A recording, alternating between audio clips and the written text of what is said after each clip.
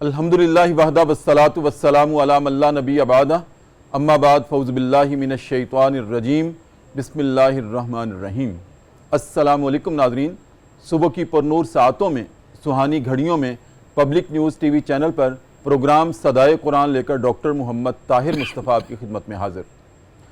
ناظرین کرام، آج پروگرام صدائے قرآن میں جو ہمارا سبق ہے وہ قرآن کریم کا چوتھا پارہ ہے، سورہ آل عمران ہے، اور آیت نمبر 181 سے لے کر 186 تک کے مضامین ہمارا موضوع ہیں۔ تو آئیے ناظرین کرام، سب سے پہلے آج کے سبق کی تلاوت سماعت کرتے ہیں امام حرمین شریفین قاری عبدالرحمن السدیس کی آواز میں۔ بسم اللہ الرحمن الرحیم۔ بے شک اللہ نے ان لوگوں کی بات سن لی ہے جو کہتے ہیں کہ اللہ فقیر ہے اور ہم غنی ہیں، ان کی یہ باتیں بھی ہم لکھ کر رکھیں گے، اور اس سے پہلے وہ جو پیغمبروں کو ناحق قتل کرتے رہے ہیں وہ بھی ان کے نامہ اعمال میں ثبت ہو رہا ہے۔ جب فیصلے کا وقت آئے گا اس وقت ہم ان سے کہیں گے کہ یہ لو اب جہنم کے عذاب کا مزہ چکھو، یہ تمہارے اپنے ہاتھوں کی کمائی ہے، اللہ اپنے بندوں پر ذرہ برابر بھی ظلم کرنے والا نہیں ہے۔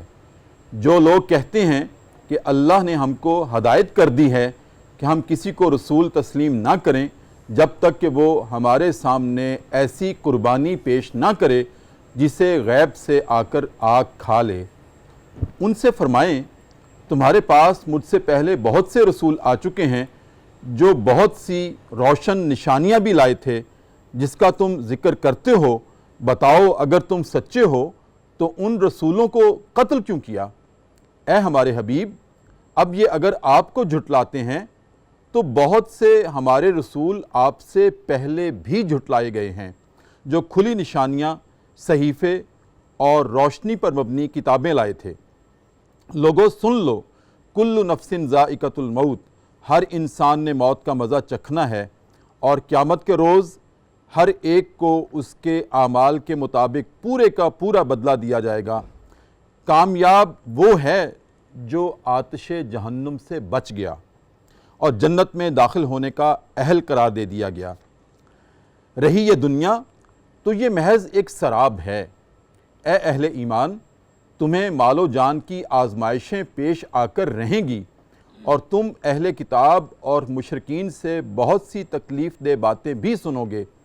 اگر ان سب حالات میں تم صبر اور تقوی پر قائم رہے تو یہ بڑے حوصلے کے کاموں میں سے ہے۔ ناظرین کرام، یہ ہمارا آج کا سبق ہے پروگرام صدائے قرآن میں، اور ناظرین کرام آج کے سبق کا جو آغاز ہو رہا ہے وہ اہل کتاب کی ایک گستاخی سے ہو رہا ہے، جس کا تذکرہ اللہ رب العزت نے کلام اللہ کی ان آیات میں کیا ہے۔ وہ گستاخی یہ ہے کہ جب نبی محتشم صلی اللہ علیہ وآلہ وسلم فدا کا امی و ابی، آپ نے اہل ایمان کو زکوٰۃ کا، صدقات کا، خیرات کا حکم دینا شروع کیا، تلقین کرنی شروع کی، تو وہ اہل کتاب کہنے لگے کہ دیکھیں اہل ایمان کا، محمد صلی اللہ علیہ وآلہ وسلم شمع رسالت کے پروانوں کا جو خدا ہے، نعوذ باللہ نعوذ باللہ نعوذ باللہ، وہ محتاج ہو گیا ہے، وہ فقیر ہو گیا ہے، وہ زکوٰۃ مانگ رہا ہے۔ حالانکہ ناظرین کرام ایسی بات کہاں ہے؟ ان نادانوں کو یہ بات سمجھ آئی ہی نہیں کہ اللہ تو زمین و آسمان کے تمام خزانوں کا مالک ہے۔ اگر وہ زکوٰۃ کا تقاضا کرتا ہے وہ تو اپنے بندوں کے لیے کرتا ہے جس کو اللہ نے اپنی کسی حکمت کی وجہ سے تنگ دستی سے آشکار کیا ہے، لیکن ان کا امتحان تنگ دستی میں ہے، اور جن کو مال دیا ہے ان کا امتحان اس میں ہے کہ وہ میرے راستے میں خرچ کتنا کرتے ہیں۔ ناظرین کرام، اور پھر جو اللہ زکوٰۃ و صدقات و خیرات کا تقاضا کرتا ہے ہم سے، اس کو تو اللہ رب العزت نے اپنے ذمے قرض لکھا ہے، اور قرض کے معنی و مفہوم میں یہ بات داخل ہوتی ہے کہ وہ قابل واپسی ہوا کرتا ہے۔ ایک تو ناظرین کرام یہ بات ہے جو آج ہمارا موضوع ہے، اس پر ہم گفتگو کریں گے، اور دوسری گستاخی ناظرین کرام اہل یہود کی، اہل کتاب کی، جس کا تذکرہ آج کی آیات میں ہے، وہ یہ ہے اللہ اپنے نبی کو پھر تسلی دے رہا ہے کہ اے ہمارے حبیب، اگر یہ آپ کو جھٹلاتے ہیں تو انہوں نے آپ سے پہلے بھی کئی انبیاء کو جھٹلایا تھا، بلکہ ان کو تو قتل کر دیا تھا، اور ان کے لیے ہم نے عذاب جہنم تیار کر رکھا ہے۔ اور تیسری ناظرین کرام، آج کی آیات میں جو ہمارے لیے بہت سبق آموز اور فکر انگیز تلقین ہے وہ یہ ہے کہ اللہ رب العزت نے آج کے سبق میں ناظرین کرام ایک آفاقی حقیقت کو بیان کیا ہے۔ یہ وہ حقیقت ہے کہ جس سے آج کوئی انکار کرے یا اقرار کرے، وہ حقیقت اس کو ہر صورت میں پیش آ کر رہنی ہے۔ وہ کیا ہے؟ کل نفس ذائقۃ الموت، ہر انسان نے موت کا مزہ چکھنا ہے، ہر ذی روح نے موت کا مزہ چکھنا ہے، چاہتے ہوئے یا نہ چاہتے ہوئے۔ ناظرین کرام، ہم سمجھتے ہیں کہ جو مر گیا ہے بس اسی نے مرنا تھا، میری باری ابھی تو بہت دور ہے، ابھی تو جوانی ہے یا ابھی تو بچپن ہے، پھر جوانی آئے گی، پھر بڑھاپا آئے گا، پھر دیکھی جائے گی جب موت آئے گی۔ ناظرین کرام، ایسی بات نہیں ہے۔ نبی کریم صلی اللہ علیہ وسلم ایک مرتبہ اپنے صحابہ کے درمیان تشریف رکھتے تھے تو سوال کیا، میرے صحابہ تمہیں اپنی زندگیوں کی کتنی امید ہے؟ ایک صحابی نے ہاتھ کھڑا کر کے کہا، یا رسول اللہ فداک امی و ابی، ظہر کا وقت ہے، مجھے امید ہے کہ میں آج عشاء کی نماز تو پڑھ ہی لوں گا، اتنی تو مجھے اپنی زندگی کی امید ہے۔ میں بیمار نہیں ہوں، کچھ بھی نہیں، مجھے میں تندرست و توانا ہوں، لیکن مجھے امید ہے کہ میں عشاء کی نماز تو پڑھ ہی لوں گا، اتنی کی زندگی کی امید ہے۔ دوسرے صحابی نے ہاتھ کھڑا کیا، یا رسول اللہ ظہر کا وقت ہے، چلیں عشاء نہیں، میں مغرب کی نماز تو پڑھ ہی لوں گا۔ تیسرے صحابی نے عرض کیا، یا رسول اللہ مجھے امید ہے کہ میں عصر کی نماز تو پڑھ ہی لوں گا، 1-1.5 گھنٹے کا درمیان میں فاصلہ ہے۔ ناظرین کرام، میرے نبی کریم صلی اللہ علیہ وآلہ وسلم نے صحابہ کے یہ جوابات سن کر آپ اپنی جگہ سے اٹھے، کھڑے ہو کر اپنا ایک قدم مبارک اٹھایا اور اٹھا کر کہنے لگے، میرے صحابہ تم نے تو بڑی لمبی لمبی امیدیں باندھ رکھی ہیں۔ کسی نے کہا ہے میں عشاء کی نماز پڑھ لوں گا، کسی نے کہا میں مغرب کی نماز پڑھ لوں گا، کسی نے کہا میں عصر کی نماز پڑھ لوں گا۔ میرے صحابہ میری طرف دیکھو، یہ جو قدم مبارک میں نے اٹھایا ہے، مجھے تو اتنی بھی امید نہیں ہے کہ اس کو واپس بھی زمین پہ رکھ سکوں گا یا نہیں رکھ سکوں گا۔ ناظرین کرام، یہ معاملہ کس کا ہے؟ یہ کون فرما رہا ہے؟ نبی کریم صلی اللہ علیہ وآلہ وسلم، کہ جن کو موت بھی پوچھ کر آتی ہے، جن کے لیے پوری کائنات سجائی گئی اور بنائی گئی ہے۔ ہم کیا ہیں؟ ناظرین کرام، اس پہ آج ہم گفتگو کریں گے، اور گفتگو کرنے کے لیے ان تمام موضوعات پر جو ہمارے مہمان ہیں، میری دائیں جانب ناظرین کرام بڑی باکمال شخصیت ہیں، ماشاءاللہ عالم دین بھی ہیں، خطیب بھی ہیں، ادیب بھی ہیں، اور بہت خوبصورت استناد کے ساتھ گفتگو کرتے ہیں۔ جناب سید محمد عاکف شاہ صاحب قادری۔ ناظرین کرام، جناب شاہ صاحب ماشاءاللہ حدیث پر دسترس ہے۔ میں نے پچھلے پروگرام میں کہا تھا کہ اتنی دسترس ہے حدیث پر شاہ صاحب کو کہ کوئی حدیث بولے تو صحیح، وہ بتا دیتے ہیں کہ اس کا پورا مکمل حوالہ کہاں ہے۔ بخاری شریف میں ہے، مسلم شریف میں ہے، ترمذی شریف میں ہے، ابن ماجہ شریف میں ہے، کہاں ہے، یا سنن ابی داؤد میں ہے، کہاں ہے۔ تو اللہ رب العزت نے یہ ملکہ آپ کو عطا کیا ہے۔ السلام علیکم ورحمۃ اللہ۔ وعلیکم السلام ورحمۃ اللہ وبرکاتہ۔ کیسے شاہ صاحب، خیریت سے ہیں؟ اور ناظرین کرام، میری بائیں جانب آپ کے جانے پہچانے، جن کی آواز آپ کے دل کو لگتی ہے، صرف لگتی نہیں ہے، دل میں اترتی ہے، کیونکہ اس آواز میں نبی کریم صلی اللہ علیہ وآلہ وسلم کی محبت کا رچاؤ ہے۔ جناب مستنصر حسین رانجھا بارگاہ رسالت مآب صلی اللہ علیہ وسلم میں اپنی خوبصورت آواز میں اور منفرد لے میں کلام پیش کریں گے۔ پروگرام صدائے قرآن کی زینت ہیں۔ السلام علیکم ورحمۃ اللہ۔ وعلیکم السلام ورحمۃ اللہ وبرکاتہ۔ کیسے مزاج؟ شکر ٹھیک ہے الحمدللہ۔ شاہ صاحب، خوش آمدید پروگرام صدائے قرآن میں۔ آپ نے جس طرح والہانہ انداز میں پچھلی مرتبہ فرمایا تھا کہ یہ پروگرام میرا اپنا پروگرام ہے، قرآن کا پروگرام ہے، اس کے لیے تو ہم حاضر ہیں، تو مجھے بہت راحت ہوتی ہے جب آپ کو دعوت دیتا ہوں اور آپ اس کو قبول کرتے ہیں۔ آج ہمارا جو مقدمہ ہے، اس میں 3 باتیں اہم ہیں جو میں نے مقدمے میں بھی عرض کی ہیں۔ سب سے پہلے تو اللہ نے زکوٰۃ، صدقات، خیرات اور انفاق کا جب کلام اللہ میں درس دیا، اور یہ درس جب نبی کریم صلی اللہ علیہ وسلم نے اپنی امت تک پہنچایا، تو دشمن اہل کتاب وہ کہنے لگے کہ اللہ فقیر ہو گیا ہے، اللہ محتاج ہو گیا ہے، زکوٰۃ مانگ رہا ہے۔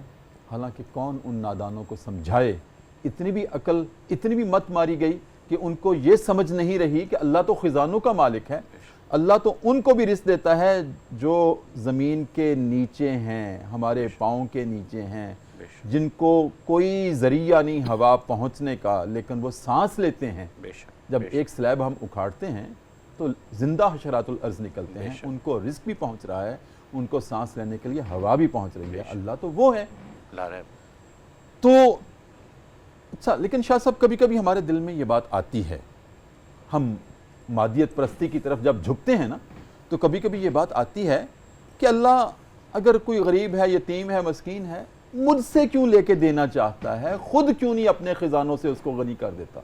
اس کا جواب ہمارے ناظرین کو۔ بسم اللہ الرحمن الرحیم، الحمدللہ والصلاة والسلام علی رسول اللہ۔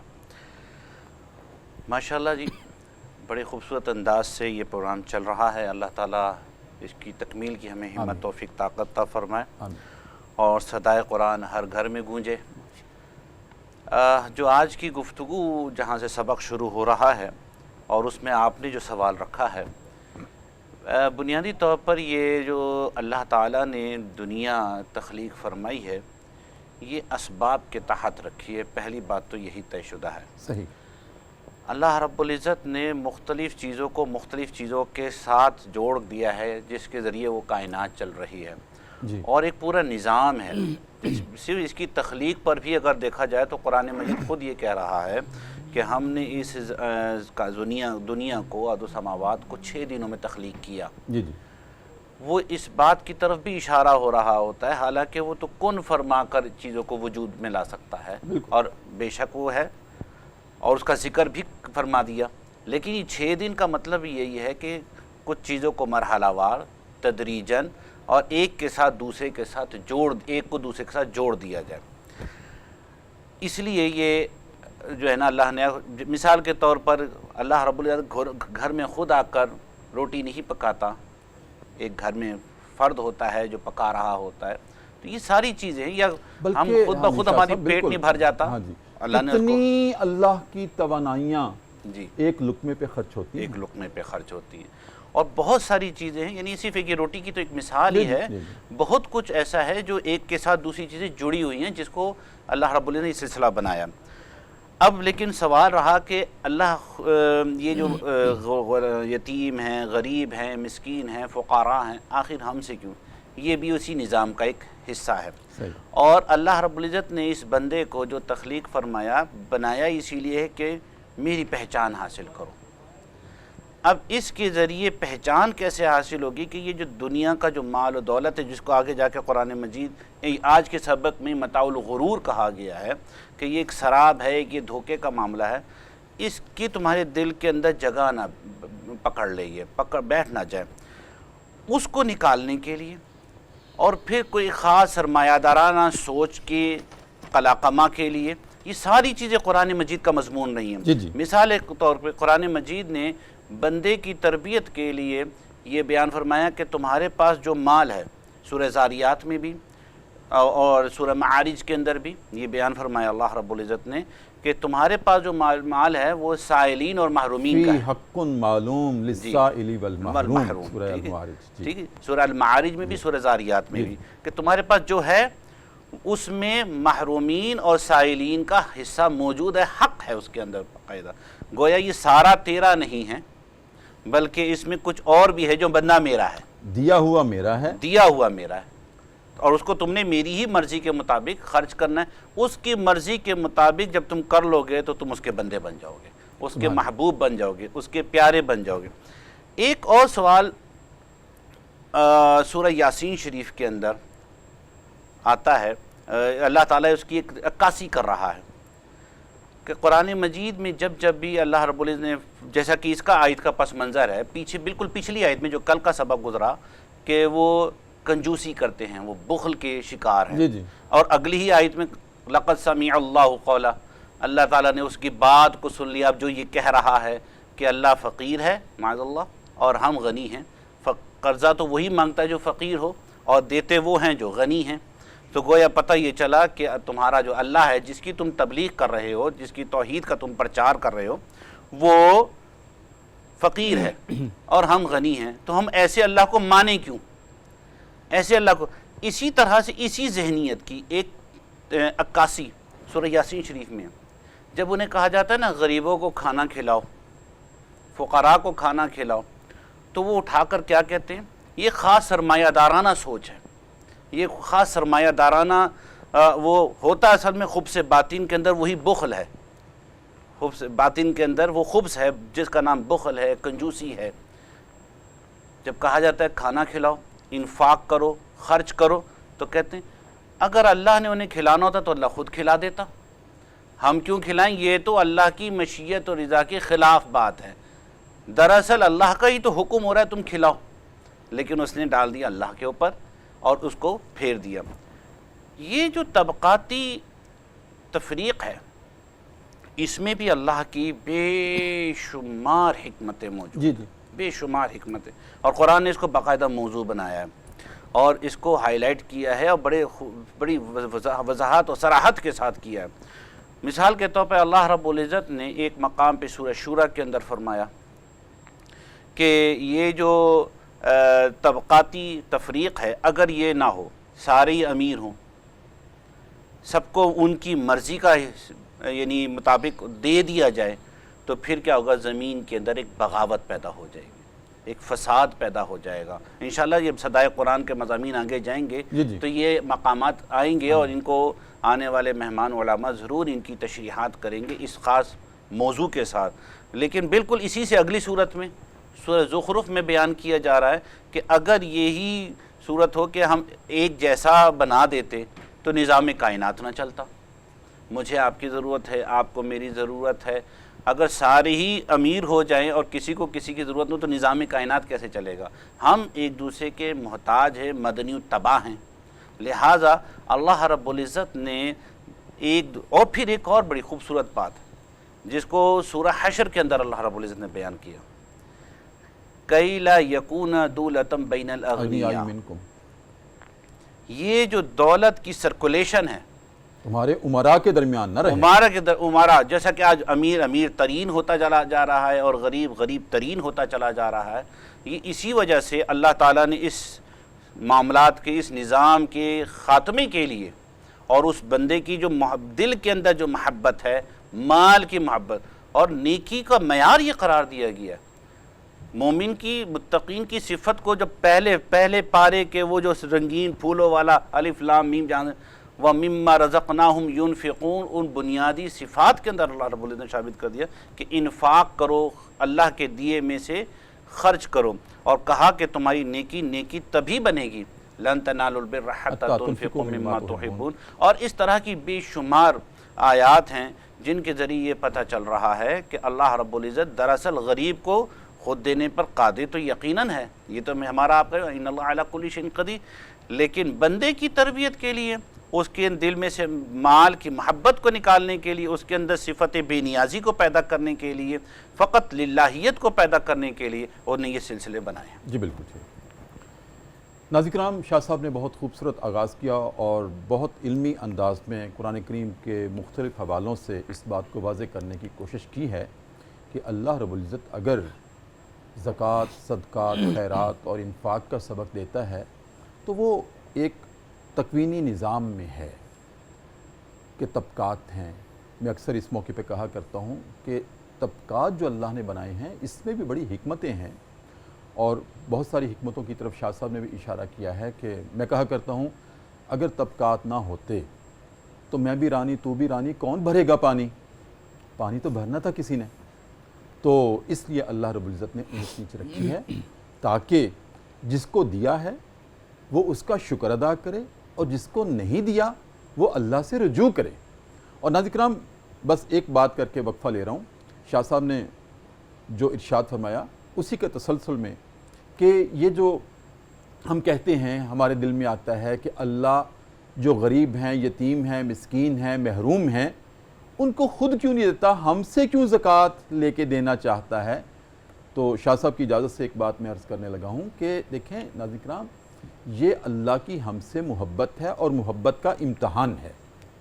ماں باپ بھی، میں اکثر کہا کرتا ہوں، پچھلے کئی پروگراموں میں بھی یہ بات عرض کی ہے، قرآن کریم میں چونکہ مضامین کا تکرار ہے تو میں بھی اس کا سہارا لیتا ہوں کہ ماں باپ کے ساتھ جب بچے جاتے ہیں گروسری کرنے، کچھ خرید و فروخت کرنے، تو آگے سائل آ جاتا ہے، تو چھوٹا بیٹا یا بیٹی جس کو انگلی لگا کر ماں باپ چلتے ہیں، تو سامنے جب سائل آتا ہے اور مانگتا ہے تو ماں باپ کیا کرتے ہیں؟ کچھ پیسے نکال کے اپنے والٹ میں سے اپنے بیٹی یا بیٹے کو تھماتے ہیں، بیٹا تم دو۔ جب وہ اپنے ہاتھ سے دیتے ہیں تو ماں باپ خوش ہو جاتے ہیں، ان کی خوشی کا سما کچھ اور ہوتا ہے، ان کے ہاتھ سے دلواتے ہیں۔ اسی طرح اللہ پہلے ہمارے ہاتھ میں دیتا ہے، پھر کہتا ہے تم اپنے ہاتھ سے دو، میں خوش ہو جاؤں گا۔ میں دے سکتا ہوں ان کو، اب خود بھی غنی ہوں، ان کو غنی کر سکتا ہوں، ان کے تمام دکھ درد مٹا سکتا ہوں، میں چاہتا ہوں کہ تم اس میں شریک ہو جاؤ، تم اپنے ہاتھ سے دو گے تو میں زیادہ خوش ہوں گا۔ ناظرین کرام، وقفہ ہے پروگرام صدائے قرآن میں، اور چلتے ہیں دربار رسالت میں، اور اپنے نبی کریم صلی اللہ علیہ وسلم کی ذات اقدس پر ایک مرتبہ درود کریم کا نذرانہ پیش کرتے ہیں اور واپس آتے ہیں۔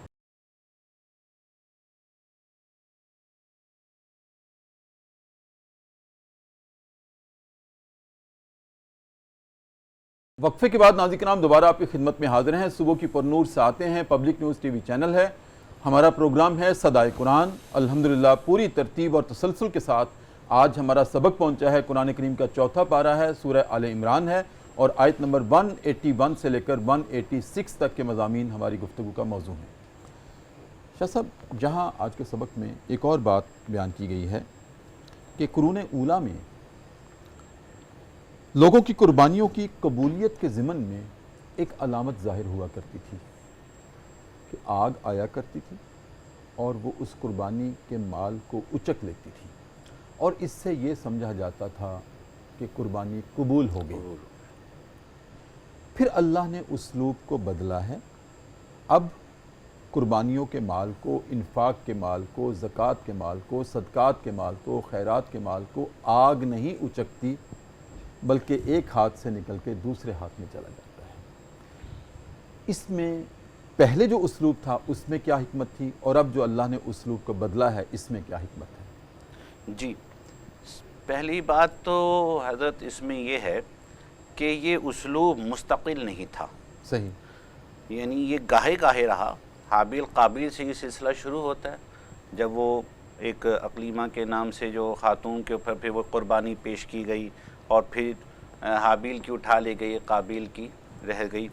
اسی طریقے سے حضرت الیاس، حضرت سلیمان، حضرت یحییٰ علیہم السلام، ان کے ادوار میں اور دیگر باقی تواریخ کے اندر اور تفاسیر کے اندر آتا ہے کہ لیکن یہ کہ ایک تسلسل ہو ایسا نہیں ہے، یہ گاہے گاہے ہوا، اور کہ وہ ایک آگ آتی ہے اس کو اچک کے لے جاتی ہے، جس کی چلی گئی یا جلا دیا تو وہ قبولیت کی نشانی ہو گئی، کیونکہ یہ ایک ظاہری معاملات تھے۔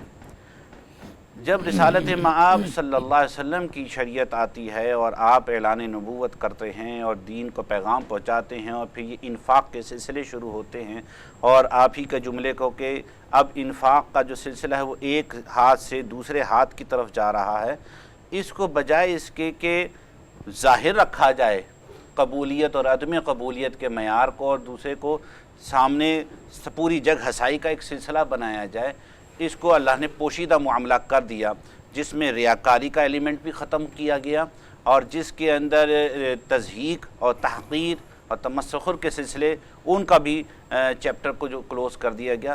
بنیادی جو بات سمجھ میں آتی ہے وہ یہی آتی ہے کہ یہ جو ختم کیا گیا، یا اس کا تعلق باطنی، کہ تم کتنی چاہت کے ساتھ، کتنی للہیت کے ساتھ، کتنی اللہ کی مرضی کو سامنے رکھتے ہوئے اس معاملے کو کر رہے ہو۔ بنیادی بات جو ہے چاہے وہ زکوٰۃ کی ہے، چاہے وہ، بلکہ اس میں تو اور زیادہ، جیسا کہ قرآن مجید نے خود اس کو مضمون بنایا کہ وہ جو اندھیرے کے اندر جا کر کہ ایک ہاتھ سے دوسرے ہاتھ کو بھی نہ پتہ چلے، اس کو اور زیادہ محبوب بنایا گیا کہ بالکل تمہارے اس ہاتھ نے دیا اور اس ہاتھ کو بھی خبر نہ ہو، اس صدقے کو تو اور زیادہ محبوب کیا گیا۔ سبحان اللہ، سبحان اللہ۔ تو اور اسی وجہ سے زکوٰۃ کو باقاعدہ نظام کے تحت لایا گیا ہے۔ نظام کے تحت لایا گیا۔ ہمارے دین اسلام میں جو انڈیویجول زکوٰۃ دینا ہے یہ پسندیدہ نہیں ہے، بلکہ کہا کہ بیت المال کو جائے، اور ریاست پھر ان مستحق افراد کو ان کی دہلیز کے اندر پہنچائے، کوئی ہاتھ نہیں ہاں چلائے۔ بالکل درست بات ہے، کہ اسلام کے تو تقریباً تمام معاملات میں ایک اجتماعیت ہے. جی اجتماعی. حتیٰ کہ آپ دیکھیں دعا بھی اجتماعی جو ہے اس کو بڑا پسند کیا جاتا ہے اور لوگ اجتماع میں جا کے اجتماعی دعا کا حصہ بنتے ہیں. تو یہ بنیادی بات یہ ہے کہ اس کے اندر سے وہ نکال دی جائے ریا، کہ میں نے اتنا خرچ کیا، دکھلاوا، تو نے اتنا خرچ کیا، مقابلہ بازی کو بھی ختم کیا گیا، ریا کو بھی ختم کیا گیا، تاکہ یہ جو نیکی ہے جس کو امام غزالی نے احیاء العلوم میں ایک بڑا خوبصورت عنوان دیا ہے، نیکیوں کا دھوکہ. صحیح. نیکیوں کا، ہمارے ہاں نیکیاں جو کی جا رہی ہوتی ہیں اس میں بہت سارے دھوکے، ہم نیکی سمجھ کے کر رہے ہوتے ہیں، حقیقتاً وہ جو ہے وہ نیکی جو ہے نا وہ کسی ریاکاری کے یا اور کسی باطنی جو برائی ہوتی ہے اس کی وہ بھینٹ چڑھ جاتا ہے. تو اس کے ختم کرنے کی بنیادی وجہ حضور رحمت عالم صلی اللہ علیہ وسلم کی برکت سے وہ یہی ہے کہ لوگوں کی معاملات پوشیدہ رہیں. بالکل ٹھیک ہے. شاہ صاحب اب آتے ہیں آج کے سبق کے تیسرے پہلو کی طرف. جی. وہ یہ ہے کہ بڑے باشگاف الفاظ میں، صریح الفاظ میں اللہ رب العزت نے کائنات کی ایک آفاقی حقیقت کو بیان کیا ہے. جی بے شک. کہ کل نفس ذائقۃ الموت. لوگوں سن لو، جو ذی روح پیدا ہو گیا ہے جی اس کو بالآخر موت کا مزہ چکھنا ہی چکھنا ہے. بے شک. کوئی بھی ہو، انبیاء کو بھی استثناء نہیں دیا جی گیا، بے شک. اور کوئی بھی زمانے کا انسان ہو، بڑا ہو، چھوٹا ہو، امیر ہو، غریب ہو، ولی ہو یا عام انسان ہو، جی. کسی کو بھی استثناء نہیں ہے. جی. موت کی شاہ صاحب حقیقت ہے کیا؟ کیا یہ اختتام زندگی ہے یا دوام زندگی ہے؟ جی. موت تو اختتام زندگی نہیں ہے، بلکہ آپ اس میں غور کریں گے کہ لفظ ذائقہ جو اللہ تعالیٰ نے یہاں پر رکھا ہے، اس کی جو بلاغی جو خوبصورتیاں ہیں، اللہ اکبر، کہ ذائقہ کا جو لفظ ہے اس کے اندر آپ دیکھیے ایک تو ذوق کا اس کے اندر مادہ پایا جاتا ہے. دوسرا ذائقہ کا جو لفظ ہے یہ کسی چیز کے فقط چکھنے کو کہتے ہیں. جو باقاعدہ کھانا ہوتا ہے وہ تو اکلون ہوتا ہے، کھانا. تو موت کا ذائقہ کہ بس اس کو چکھ لیا. واہ، بڑا بہت باکمال نقطہ ہے کہ یہاں چکھنے کا ہے. جی. اصل تو باقی مراحل اس کے بعد آگے پھر آگے سلسلہ چل پڑے گا. یعنی برداشت کرنا بھی اس کا معنی لیا جا سکتا ہے، یا نازل کر دینا معنی بھی لیا جا سکتا ہے. لیکن اگر ہم فقط چکھنے کو لیں تو میرا خیال ہے ہم آج کے سوال کے مطابق اپنے دائرے میں زیادہ اچھے انداز میں رنگ بھر سکیں گے. اس کے ساتھ ساتھ ایک اور خوبصورت بات جو موت کے حوالے سے کی جاتی ہے کہ موت ایک جو انسان کی یا کسی بھی شے کی جو حیات ناسوتی ہے اس کا تکمیلہ ہے، اس کو تکمیل کرتا ہے، ایک طبعی تتمہ ہے. لیکن اس کے بعد ایک پھر سلسلہ ہے، اس کے بعد پھر باقاعدہ. اور جو آپ فرما رہی ایک آفاقی حقیقت ہے، یہ تو ایسی اٹل حقیقت ہے کہ وہ لوگ جو اللہ کو نہیں مانتے وہ بھی اس کا انکار نہیں کر سکتے. آپ نے کہا نا سب طبقات ہیں، اس میں ایک طبقہ وہ بھی ہے جو ملحدین کا ہے، جو بالکل اوپر والے جیسے سوال آئی تھی کہ اللہ تعالیٰ خود کیوں نہیں دے دیتا، اس قسم کے سوال. اللہ تعالیٰ یہ فلسطینیوں اور کشمیریوں کو کیوں نہیں بچا لیتا. تو اسی طریقے کے سوالات میں ایک سوال، بہت سارے سوالات الحاد کی ایک بڑی گرم تیز ہوائیں ہمارے اور آندھیوں میں ہم اس وقت گھرے ہوئے ہیں، اور ہمیں اس میں بڑے کام کرنے کی ضرورت ہے، ہوش کے ناخن لینے کی ضرورت ہے. بہرحال تو انہی میں سے ایک یہ بھی سلسلہ ہے کہ موت کا انکار وہ بھی، کیونکہ صبح و شام تو موت، جنوں کو بھی موت تو ہر کسی کو آنے، زیرو آپ نے بیان فرما دیا، اس کی تشریح میں جانے کی ضرورت نہیں ہے. ایک بڑا لطیف نقطہ میں یہاں پر جو ہم نے اپنے اساتذہ سے سیکھا، وہ یہ سیکھا کہ ذائقہ قرآن مجید کے اندر اس کے دو لفظ خاص طور پہ ہائی لائٹ کیے گئے. ایک لذہ یعنی مزہ کے لیے دو لفظ ہیں، ایک ہے لذہ لذت، اور ایک ہے ذائقہ. دونوں کے اندر فرق بھی ہے. اچھا. فرق کیا رکھتے ہیں کہ لذہ وہ مزہ ہے، وہ ٹیسٹ جو ہے خوشگوار ہو، نمبر ون. ذائقہ کڑوا بھی ہو سکتا ہے. ذائقہ کڑوا بھی. اور دوسری بات وہ جو بڑی خوبصورت جس کی طرف شاید میں اشارہ کروں تو اور زیادہ مزیدار فائدہ مند بات ہو جائے، وہ یہ ہے کہ لذہ کے اندر انسانی کوشش داخل نہیں ہے. اچھا. ذائقہ کے اندر کوشش آ جاتی ہے. کس طرح؟ انسان کا دخل آ جاتا ہے. مثال اساتذہ یہ دیتے ہیں جیسے انگور ہے، انگور کا جو اپنا مزہ ہے وہ اس میں انسان کا کوئی دخل نہیں ہے، وہ لذیذ ہے. ٹھیک ہے. لیکن جب اس کا جوس نکالا جائے، اس کا رس نکالا جائے، اس میں انسان کی کوشش داخل ہو گئی. ٹھیک. تو اب یہ ہو گئے ذائقہ دار. کلو نفس ذائقۃ الموت کے اندر اب آپ دیکھیے کیسی تشریح بنتی ہے کہ ہر جان نے اپنی ہی کیے جہاں اس کا دخل ہے اسی ذائقے کو چکھنا ہے. اللہ اکبر. اسی ذائقے کو چکھنا ہے. جو اس کے اپنے کرتوت ہیں، اپنے اعمال ہیں، ان کے وہ مزے کو لے گا موت کے ذریعے. موت کے ذریعے. پھر اگر ہم اس کو ذوق کی طرف لے جائیں تو کل نفس ذائقۃ، جس ذوق کے ساتھ زندگی گزاری، اگر ہم اس کے باقاعدہ روٹ لیٹرز پہ رہیں، بہت زیادہ فلسفیانہ گفتگو میں بھی نہ جائے، تو ملا اپنا امام راغب نے اس کو لفظ ذوق کے ساتھ بڑی پیاری گفتگو لکھی. تو انسان جس ذوق کے ساتھ زندگی گزار رہا ہے، وہ توحید پرست ہو کے خاتم النبیین پر ایمان لا کر جس ذوق میں زندگی، اسی ذوق کا ذائقہ وہ موت چکھائے گی اس کو. ذائقہ انسان خود بناتا ہے، ذائقہ کسی خود چیز کا، بناتا ہے، اور لذت اللہ کی وہ رب طرف کی سے جانب ہوتی سے ہے، ہے. یہ من جانب اللہ ہے. من جانب. اور جو ذائقہ چکھنا ہے یعنی کہ اسی طرح سے موت آئے گی جو اس نے کرتوت جو اس نے کیا کرتوت یا بات اعمال. ہے، کیا بات ہے، کیا بات ہے. اگر تو اللہ کی نافرمانی کے مطابق زندگی گزاری ہوگی تو کڑوا، تو وہ کڑوا ذائقہ ہوگا. کا اگر سیلاب، اطاعت و محبت کے ساتھ اللہ اور اس کے رسول کی گزاری میٹھا ہوگی میٹھا، تو میٹھا میٹھا. سبحان اللہ. تبھی تو کہا نا کیا کہ بات ہے. اللہ کے جو ولی ہوتے لا خوف علیہم ولا هم یحزنون، شاہ صاحب انہیں پھر غم نہیں آتا. کمال نقطہ ہے، اللہ پر تو کمال نقطہ ہے. اللہ ہمیں فہم عطا فرمائے. آمین آمین. ناظرین کرام، بہت خوبصورت تشریح کل نفس ذائقۃ الموت. جس طرح زندگی کے بعد یوم الآخرہ ہے اور درمیان میں بریک ہے، ایک انٹرول ہے، پروگرام صدائے قرآن میں بھی بریک ہے، اور اس بریک میں ہم اس ذائقے کو میٹھا بنانے کے لیے ناظرین کرام دربار رسالت چلتے ہیں اور اپنے نبی کریم صلی اللہ علیہ وسلم کی ذات اقدس پر ایک مرتبہ درود کریم کا نذرانہ پیش کرتے ہیں. واپس آتے ہیں.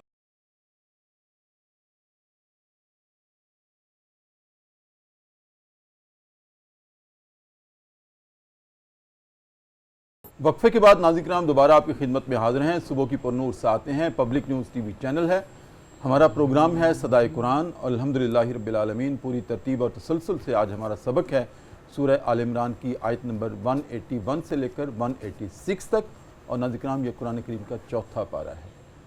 شاہ صاحب، آج کے سبق میں جہاں یہ ارشاد فرمایا گیا ہے کل نفس ذائقۃ الموت، اس کے بعد جو تلقین کے طور پر بات کی گئی ہے، جو تدبر اور تفکر کی بات کی گئی ہے، وہ یہ ہے کہ لوگوں کامیاب وہی ہے جو آتش جہنم سے بچ گیا اور جس نے اپنے نام جنت کا دروازہ کھلوا لیا. وہ مجھے نبی کریم صلی اللہ علیہ وآلہ وسلم کی وہ حدیث مبارکہ بس ابھی یاد آ رہی ہے. جب آپ ممبر پہ تشریف رکھ رہے تھے تو آپ نے آمین کہا، پھر آمین کہا، پھر آمین کہا. تو اس میں بہت ساری آپ نے 3 خاص طور پہ باتیں ارشاد فرمائیں کہ ہلاک ہو جائے وہ شخص کہ جس نے اپنی زندگی میں اپنے ماں باپ کی موجودگی میں ان کی خدمت کر کے جنت کو اپنے نام نہ لکھوا لیا، اپنے حق میں جنت میں کے جانے کا فیصلہ نہ اللہ سے کروا لیا. تو یہ بھی اس میں شامل تھا. مجھے حدیث یاد آ گئی. پھر جس کی زندگی میں رمضان کے روزے آئے اور روزے رکھ کے اللہ کو راضی نہ کر لیا. تو آتش جہنم سے بچنا اور جنت کو اپنے لیے اللہ سے وہ فیصلہ لکھوا لینا، اس کے لیے شاہ صاحب آسان طریقہ ہمارے لیے کیا ہے؟ کیونکہ بہت سارے لوگ کہتے ہیں جی ہم تو حدیث ہم نہیں پڑھ سکتے، عربی زبان ہے، قرآن ہم نہیں پڑھ سکتے، عربی زبان ہے، ہم کیا کریں، دین تو بہت مشکل ہے. آسان کیا ہے؟ آسان ترین طریقہ وہ بالکل جس کو کہتے ہیں 2 + 2 = 4. سبحان اللہ. اس کے مطابق یہ ہے کہ جنت کے لیے سب سے پہلی اور اہم ترین چیز تو وہ ہے ایمان کی سلامتی. بالکل ٹھیک. ایمان کی سلامتی اس بات کی گارنٹی ہے کہ آپ جنت کے دروازے میں داخل ہوں گے. دوسرے ہو گئی بات اس کے علاوہ جو جس حوالے سے الحمدللہ مسلمان ہیں اور اس دائرے میں رہنے کے بعد تو اس کی جو بنیاد چیز ہے وہ ہے اللہ کا خوف. اللہ کا خوف. یوں تو بہت سارے عنوانات ہیں جن میں جیسے ابھی آپ نے 3 چیزوں کی بات کی ہے. والدین کی خدمت کر کے جنت اپنے نام کروا لینا، نبی کائنات صلی اللہ علیہ وسلم پہ درود شریف پڑھ کر اپنے جنت اپنے نام کروا لینا، یا رمضان شریف کے روزے رکھ کے اپنے نام جنت کروا لینا. اس طرح کے اور بہت سارے. نبی پاک صلی اللہ علیہ وسلم نے بڑے خوبصورت انداز میں جو مجھے 6 چیزوں کی ضمانت دے دے تو میں اس کو گارنٹی دیتا ہوں کہ وہ جنتی، میں اس کو جنت کی گارنٹی دیتا ہوں. ایک مقام پہ 2 بات کی آپ نے کہ 2 چیزوں کی گارنٹی تم دے دو تو جنت کی گارنٹی میں دیتا ہوں. اور وہ ہیں کہ جو 2 جبڑوں کے درمیان زبان اور 2 جورانوں کے درمیان شرمگاہ. ایک مقام پر جو 6 چیزیں فرمائی ہیں اس میں بولو تو سچ بولو، امانت میں خیانت نہ کرو، وعدے کی خلاف ورزی نہ کرو، شرمگاہوں کی حفاظت کرو اور اپنی آنکھوں کو نگاہوں کو نیچا رکھو. یہ ساری چیزیں جو جمع کر لیں تو کچھ بھی آپ ان کے علاوہ بھی اور دیگر جو جنت میں لے جانے والی باتیں نبی کریم صلی اللہ علیہ وسلم کے دہن مبارک سے نکلی ہیں اور آپ نے بیان فرمائی کہ یہ جنت میں لے جانے والا پکا عمل ہے. تمام کے پیچھے ایک ہی چیز کھڑی ہے، وہ اللہ کا خوف، اللہ کی محبت. کہتے ہیں کہ جو حکمت کا جو جڑ ہے وہ خوف خداوندی ہے. اللہ کے میں ایک دن گفتگو میں یہ کہہ رہا تھا جو میں سمجھ پایا کہ ہمارے مشائخ نے، ہمارے علماء نے کتاب العلم باندھا ہے. مثلا کشف المحجوب شریف کے اندر، کشف المحجوب شریف میں پہلا باب علم کا باب آتا ہے. 18-20 صفحے جتنے بھی لکھے گئے ہیں تمام کا ایک اگر خلاصہ نکالا جائے چند سطری تو وہ یہی ہے کہ تم اس بات کو سمجھ لو کہ رب تمہارا اللہ ہے، وہی خالق ہے، مالک ہے، رازق ہے، تمہیں دیکھ رہا ہے اور تمہیں پر پکڑ کی پوری طاقت رکھتا ہے. بس اسی کا نام علم ہے اور اسی چیز کا نام خشیت ہے. جیسے ہم کیمرے کی آنکھ سے ڈرتے ہیں اور پھر برائی کی طرف نہیں جاتے، یہ یقین اپنے اندر پیدا کر لینا. بلکہ اگر ہم موت کا پیچھے والا مضمون لے کر ساتھ آئیں تو ہم اس کو ساتھ لائیں تو سر آپ غور کیجئے گا. اللہ کے خوف کے لیے بنیاد دے دی، بنیاد دے دی. اور پھر اس سے آگے ایک اور خوبصورت بات سر جی آپ دیکھیے، اسی صفحے میں اگر ہم جائیں جو پہلا صفحہ ہے الف لام میم کا، اس کا آخری لفظ ہے وبالآخرۃ ہم یوقنون. ہم یوقنون. یہاں پر جو ہمیں سمجھ میں آتا ہے، ایک تو خوبصورت بات یہ کہ لفظ ہم جو ضمیر ہے، لفظ ہم جو ضمیر ہے اس کو بارز کیا گیا، وبالآخرۃ یوقنون نہیں کہا، ہم کہا گیا ہے.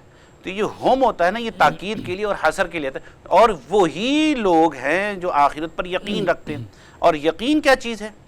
یقین ہے ایک ایسا علم جس میں شک نہ ہو اور یہ نتیجہ پہلے نکالے. واہ. اور نتیجہ پہلے نکالے. مثال ہے اس کی کہ ایک ساکٹ ہے یا ایک پیڈسٹل فین ہے، جو چھوٹا بچہ ہے وہ اس میں انگلی ڈالنے کی کوشش کرتا ہے اور میں منع کرتا ہوں، آپ منع کرتے ہیں، ہمارے رانجھا صاحب منع کرتے ہیں، امی ابو تایا چاچو منع کرتے ہیں. 10 دفعہ اس کو منع کیا کہ نہیں بیٹے ہوئی ہو جائے گی، آپ کو آپ چوٹ لگ جائے گی.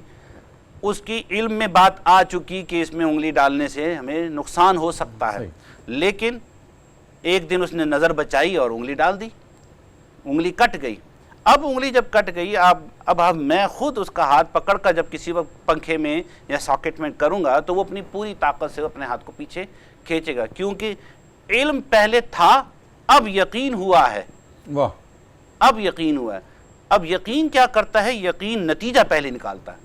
میں یہ کام کروں گا تو اللہ ناراض ہوگا یا اللہ خوش ہو جائے گا. اس وقت صورتحال جو ہے آپ اس آیت کو دیکھیں نا، وبالآخرۃ ہم یوقنون. مرنا ہے، مر کر اللہ کی بارگاہ میں پیش ہونا ہے. یہاں پر لفظ یؤمنون نہیں، وبالآخرۃ ہم یؤمنون نہیں ہے، یوقنون ہے. واہ سبحان اللہ. یوقنون ہے کہ وہ ایمان نہیں بلکہ نتیجہ سامنے رہے، نتیجہ کہ میں یہ قدم اٹھاؤں گا تو رب کی خوشنودی ہے یا ناراضگی ہے. تو یہ جو خوشنودی اور ناراضگی جو ہمارا پچھلے درس میں بھی بات ہوئی تھی کہ اللہ کا خوف محبت پر مبنی ہے کہ اللہ ناراض نہ ہو جائے، محبوب ناراض نہ ہو جائے. بالکل. تو یہ ہے بنیادی چیز کہ ہم اپنے نام جنت کروا سکتے ہیں. بہت اعلیٰ شاہ صاحب، بہت شکریہ آپ کی آمد کا، اور بہت سارے آج جواہر اور موتی آپ نے آپ کی محبت، آپ نے موقع عطا فرمایا. بہت شکریہ آپ کا. بارک اللہ. ناظرین کرام، بہت خوبصورت گفتگو ہوئی ہے آج پروگرام صدائے قرآن میں. بس ایک بات دہرا کر میں اختتام کی طرف بڑھوں گا. جو شاہ صاحب نے ارشاد فرمایا بہت باکمال نقطہ تھا ناظرین کرام، کل نفس ذائقۃ الموت، کہ ہر انسان نے موت کا مزہ چکھنا ہے۔ یہ نہیں ارشاد فرمایا کہ ہر انسان کو موت آنی ہے، ہر ذی روح کو موت آنی ہے۔ کیا حکمت کے ساتھ اللہ رب العزت نے اس لفظ کو لانا پسند کیا ہے، جس کی شرح شاہ صاحب نے اپنی گفتگو میں کی ہے کہ ذائقہ جو ہوتا ہے وہ انسان اپنے عمل دخل سے کسی چیز میں پیدا کرتا ہے، اور جو اس میں لذت ہوتی ہے وہ من جانب اللہ ہوتی ہے، ہمیں اس میں دخل نہیں ہے۔